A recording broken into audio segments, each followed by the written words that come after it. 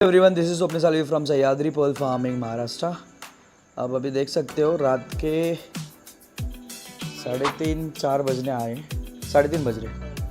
तो यहाँ पे अभी तुकाराम सर है, डॉक्टर खालिद है, मितेश तांडिल सर है, पाटिल साहब है और पीछे हमारे हैं कुंवर साहब। सो ये पूरी जो टीम आप लोगों को दिख रही है, जिसमें मितेश तांडिल सर हो गए, पाटिल साहब हो गए, चेबुका सर हो गए, डॉक्टर खालिद हो गए और तुकाराम सर हो गए। तो ये सभी का एक प्रैक्टिकल एक्सपीरियंस रहा है। पिछले कुछ टाइम से लगातार ये लोग हमारे से कनेक्टेड है through the group pearl farming, और ग्रुप पर्ल फार्मिंग करते करते उसकी सारी टेक केयर हम खुद कर रहे हैं।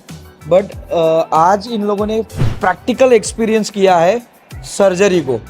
थोड़ा बैकग्राउंड नॉइज़ को अवॉइड करना हो सके उतना। तो ये एग्जैक्ट उनका एक्सपीरियंस क्या रहा है। जितने भी न्यू कमर लोग आते हैं तो उनके लिए शायद ये फीडबैक वैल्यूएबल रहेगा। So here we go with the 1-to-1 persons. So मैं माइक दूंगा डॉक्टर खालिद को। सो डॉक्टर साहब, कैसे रहा एक्सपीरियंस? कब आए थे हम लोग? 7 को आए थे, राइट? हाँ, 7th को आए थे। 7th को आगरा में आए थे, 7th 8। आज आप लोगों ने 8 की सर्जरी की, मतलब 2 दिन हम लोगों ने। आज थर्ड सर्जरी की। थर्ड डे था सर्जरी तो फर्स्ट डे का क्या एक्सपीरियंस रहा? फर्स्ट डे हमने कितने मसल्स कवर किए? 2000 मसल्स कवर 2000 मसल्स कवर किए। और अभी सेकेंड डे में 2000 और आज अगेन 2000। ओके, तो हमारा टारगेट 2000 का था। और कितने बजे शुरुआत की थी ऑन एन एवरेज अगर हम देखने के लिए जाए तो? 11 बजे।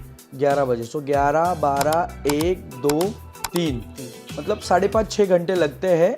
जो कि हम लोग यहाँ पे आप देख सकते हो, मेरे कुछ मेंबर्स भी है जिसमें उमेश सर है, सुनील सर है, दत्ता सर है और गौरव जी के फार्म के जो केयर टेकर है या पूरा फार्म मैनेज करने वाले मोहित।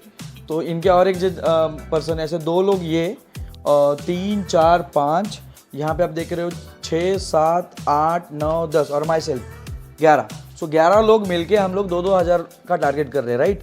आपका कुछ प्रैक्टिकल एक्सपीरियंस रहेगा तो आप बता सकते हो व्यूअर्स को, हमारे जितने भी सब्सक्राइबर है उनको। यस, सर्जरी करना है कोई like it's not a small thing, right? ये तो है कि इट्स क्वाइट डिफिकल्ट, नए लोगों को मतलब थोड़ा सा डिफिकल्ट हो जाता है, राइट? यस। बट आपने ऐसा क्या चैलेंज फील किया sir during the surgeries? For me it is nucleus placement. Yes, nucleus placement जो कि सबसे अहम रोल माना जाता है। अगर आप न्यूक्लियस नहीं डालोगे तो मोती बनने से रहा। तो ये बहुत इंपॉर्टेंट है कि न्यूक्लियस फेसिंग। आप लोगों में से कोई बता सकता है कि एग्जैक्टली क्या चैलेंजेस आए हैं जिसमें तुकाराम सर है या फिर चेंबुका सर है? न्यूक्लियस डालने में मेन दिक्कत आ रही। ओके, न्यूक्लियस डालने में ही आती है। तो जो सेम प्रॉब्लम सर ने जो फेस किया वो आप भी फेस कर रहे हो। So it's quite difficult. जब एक अच्छे न्यूक्लियस के कैटेगरी में आप जाते हो तो वो उसकी प्लेसमेंट थोड़ी सी क्वाइट डिफिकल्ट हो जाती है, राइट? तो वही है जिसमें मेंटल टिश्यू फटे ना, स्पैचुला पकड़ना, ओपनर लगाना, ऐसी बहुत सारी चीज़ें, राइट? ये सर, चंबू सर, आप कुछ कहना चाहोगे? न्यूक्लियस प्लेसमेंट के टाइम पे जो मेंटल टिश्यू है वो फटना नहीं चाहिए, राइट? वो टेक केयर करना चाहिए। और दूसरी बात, मतलब जब भी आप दोनों तरफ ये करते हो तो उसमें जो क्लीनलीनेस चाहिए थोड़ा, हाँ, शिप का, मतलब pre surgery process most important part, right? सिर्फ सर्जरी मैटर नहीं करती। यहाँ पे एक और पॉइंट सर ने बताया कि हमें प्री सर्जरी प्रोसेस को भी फॉलो करना है, जिसको हम लोग सीसीयू प्रोसेस बोलते हैं। 5 डेज की प्रोसेस होती है। हमारे अपकमिंग ट्रेनिंग डेज में हम जो ट्रेनिंग्स कंडक्ट करते हैं, वेबिनार्स करते हैं, उसमें ये बताते हैं कि किस तरीके से सीसीयू प्रोसेस करनी चाहिए, राइट? यहाँ पे कुछ मजल्स है जिसके इस अंदर आप देख पाओगे। तो ये जो मजल्स होती है, इस मजल्स में यहाँ पे एक इसका जो ग्रोथ लेवल होती है, ये ग्रोथ लेवल हमें 5 डेज के केयर में भी रिमूव करनी होती है। सो इस तरीके से चंबुका सर ने बताया कि किस तरीके से हमें मतलब प्री सर्जरी प्रोसेस करनी चाहिए। और कुछ सर है जो आपको ऐसा लगता है कि पूरे सर्जरी के फॉर्मेट में जो न्यू कमर्स है, जो इस इंडस्ट्री से जुड़ना चाह रहे हैं, या सर्जरीज के लिए बहुत एक्साइटेड लोग हैं, जो एग्जिस्टिंग मेरे ग्रुप पर्ल फार्म के मेंबर है, इंडिविजुअल फार्म्स आने वाले, तो उनके लिए कुछ ऐसा फीडबैक जो आपको लगता है कि वो आपके फीडबैक के थ्रू उनके तरफ पहुँचेगा? जब भी आप स्पैचुला पकड़ते हो वो भी एक बहुत मायने रखता है, और उसमें ज़्यादा अंदर भी नहीं घुसाना, क्योंकि वो उसका बाकी का जो एनाटॉमी है उसको डैमेज हो सकता है। ये सब चीज़ें बहुत केयरफुली करना पड़ता है। सर्जरी करना कुछ मतलब बड़ी बात नहीं है, लेकिन केयरफुली करना, नहीं तो वो आपका जो मतलब है वो नहीं हो पाएगा। एग्जैक्टली सो तो आपका कहना है कि जो एनाटॉमिकल स्ट्रक्चर होता है उसकी नॉलेज भी बहुत जरूरी होती है इसका जो रिजल्ट आपको 2 साल के बाद मिल जाता है। तो अभी आप Exactly. क्या कर रहे हो केयरफुल नहीं करेंगे तो बाद ड्यूरिंग द सर्जरी एक हमने रील बनाई थी कि मैंने जो हमारे से जितने भी लोग जुड़ते हैं है ना, वो हमेशा हमें क्वेश्चन करते हैं कि सर्जरी तो कर लेंगे, फार्म तो लगा लेंगे, लेकिन जो मोती बनेगा उसके लिए तो हम लोग का आंसर ये होता है कि टाइम लगेगा, right. So here there is a members. और कोई बोलना चाहेगा कि किस तरीके से ये सारी चीज़ें होती है? कांडिल सर कुछ है आपके तरफ से कि कुछ एक्सपिरियंस आपने किया? माझ्याकडून तर फक्त एवढं होतं की स्पॅच्युला कसं हँडल करणं ते इम्पॉर्टंट आहे.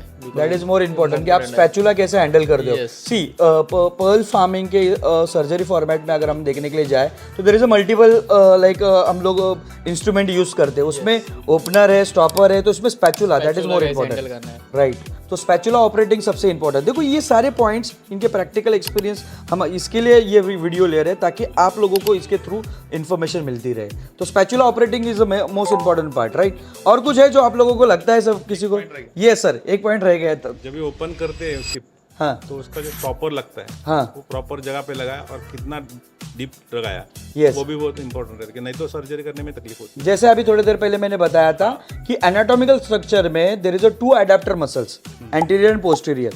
तो उसका ज़्यादा भी लगाने से रिट्रैक्टर मसल भी टूटेगा, एडेप्टर मसल टूटेगा, और अगर आपने अंदर ज़्यादा डाल दिया तो एडेप्टर मसल टूटने के चांसेस है. अगर बाहर रखा तो प्लेसमेंट करने के लिए, मतलब जो पहला अपना था, यस, तो सेंटर में नहीं लगना चाहिए, कहाँ पे प्लेसमेंट करनी चाहिए. तो ये सारी चीज़ें, मतलब ओपनिंग जब हम करते हैं तभी हमें स्पैचुला भी सॉरी जो स्टॉपर है उसको किस तरीके से लगाना है, that is also most important. या थैंक यू सो मच. आप लोगों को मैंने रात के 3:30 बजे रुका के, हमारी हमेशा की ये कोशिश रही है कि भारत पर्ल फार्मिंग में एक अच्छे लेवल पे पहुंच सके, इसीलिए ये लगातार हम लोग वीडियोस इन्फॉर्मेशन आप लोगों की तरफ हम शेयर कर रहे हैं. आने वाले टाइम पे हम लोग 3 अगस्त को fresh water aquaculture pearl farming के अंदर क्लेरिफिकेशन वेबिनार आ रहे हैं. बहुत सारे लोग हमसे जुड़ना चाहते हैं. बहुत सारे लोगों का एक बेसिक क्वेश्चंस होते हैं कि सर आप लोग कितनी जगह लगती है, कितनी इन्वेस्टमेंट है, इसका मार्केट क्या है, या हम कर सकते हैं क्या. ये सारे क्वेश्चंस के आंसर हम हमारे अपकमिंग डेज में आने वाले पर्ल फार्मिंग क्लेरिफिकेशन वेबिनार में दे रहे हैं, जिसकी डेट है 3 अगस्त. अगर आप लोग भी चाहते हो कि पर्ल फार्मिंग में इंटर कर सके तो ट्रेनिंग लेने की ज़रूरत नहीं है. सबसे पहले आप लोग क्लेरिफिकेशन वेबिनार में आइए. क्लेरिफिकेशन वेबिनार के थ्रू आप समझिए.